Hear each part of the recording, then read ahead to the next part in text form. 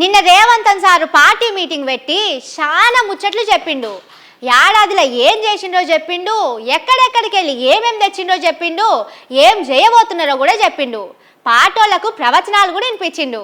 వాటి మీద కారుపాటి కేటీఆర్ సార్ ఇలా మాట్లాడిండు. చూద్దాం పారి. కేటీఆర్ సారు నిన్న రేవంతన్ సారు మాట్లాడుకుంటా చెడు ఏమన్నుంటే షోలో చెప్పమన్నాడు. మీరేమంటారు దీని మీద?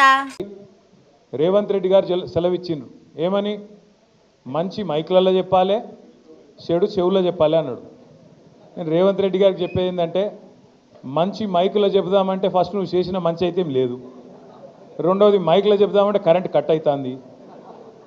ఏం చేయాలి మరి? మంచి ఆడికెళ్ళి చెప్పాలి, మనం చేసింది ఉంటేనేమో చెప్తే అందుకుంటది. అట్లా అంటారేంది సారు? మంత్రులందరూ పోయి సొరంగం కాడనే ఉంటున్నారట. లోపటున్నోళ్లను బయటికి తెచ్చడానికి తిండి నిద్ర లేకుండా పనిచేస్తున్నారట. మీరేమో ఇట్లా మాట్లాడతారు.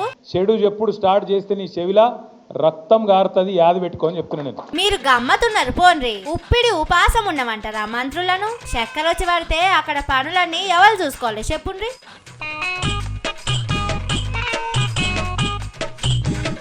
ఆయన గురించి ఏం చెప్తాం తీండ్రి. ఆ తరీఖానే అలాగుంటదని జగదీష్ రెడ్డి సారు, గాదరి కిషోర్ సారు చాలా మాటలు చెప్పిండ్రు.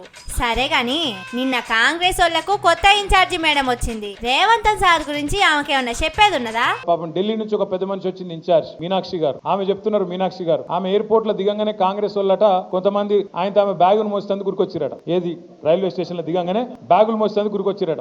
చాలా తప్పు, మీరు బ్యాగులు మోయొద్దు, బ్యాగులు మోసి ఆత్మగౌరవాన్ని దెబ్బ తీసుకోవద్దు అంటుంది. అమ్మ మీనాక్షి గారు మీకు ఏం చెప్పాలి మేము? నీ పక్కన కూర్చున్నాడు బ్యాగులు మోసే గాడికి వచ్చిండు. అప్పుడు చంద్రబాబు బ్యాగులు మోసిండు, ఇప్పుడు ఢిల్లీకి బ్యాగులు మోస్తున్నాడు. గాయన పక్కన కూర్చోబెట్టుకొని బ్యాగులు మోయొద్దు, ఆత్మగౌరవం దెబ్బతింటదంటే ఏం చెప్పాలా మేడం? మీతోని పరిశానే ఉన్నది కదా, ఏదడిగినా కాదడ్డాలే చేస్తుండ్రు. ఆయన బ్యాగులు మోసిన ముచ్చట ఆ మేడానికి తెలియదు అనుకుంటున్నారా? రాహుల్ గాంధీ సారు ఏం చెప్పకుండానే ఆమెను ఇక్కడికి తోలిచ్చిండు అనుకుంటుండ్రా? పాపం ఆ వస్తున్నదని తెలిసిన కాంచెల్లి రేవంతన్ సారుకు సారోల మనుషులకు నిద్ర కూడా పడతలేదట. మీరేమో ఊకూకే యాద్ చేసి ఇంకింత పరిశాన్ చేస్తుండ్రు. ఇక నేనుంటున్నా.